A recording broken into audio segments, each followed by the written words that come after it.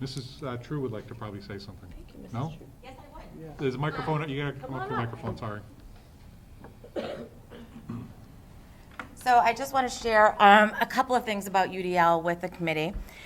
I've done extensive work in UDL and trained under Katie Novak for many years. She's a very good friend of mine. And what I want to say to the committee is that UDL is a framework, it's not a program. So it's a framework that assists in teaching and learning of all students, but not just students who need our help and students who are affected by the pandemic. It helps greatly with our high achieving students. One of the biggest problems we have in schools is student engagement. A huge and primary focus of the UDL framework is on student engagement. I know for myself, I have two students at home who would be thrilled that I was talking about them.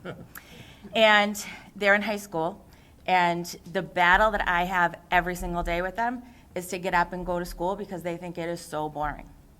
They are very, very disengaged, perfectly capable, perfectly bright enough, but extremely disengaged, and I wish that I could bring this framework to my own children's classrooms because I would see very different students in front of me. I've used UDL in my own practice.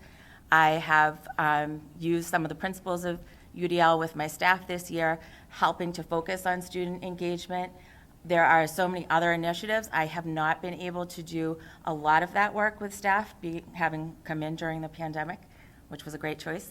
But this has nothing to do with the Equity Committee and the work around the Equity Committee.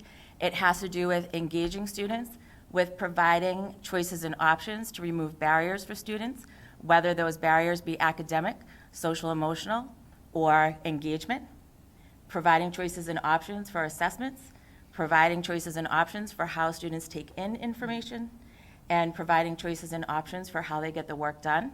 It's about setting goals for students and helping them to optimize their choices and options to reach those goals in the classroom, which makes them more invested and more engaged.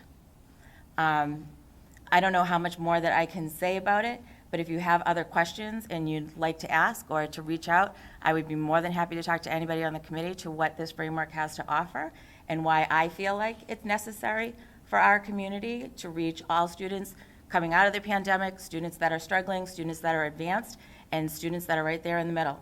So I fully support the initiative. I've done a lot of the work myself, and I've worked with other districts on it too. When I work with other districts under Novak, I have never touched social justice. I have never done any work around social justice in any other district.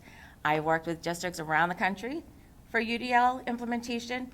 It's not part of the work that I do. So just as a piece of information if you want to know more about it.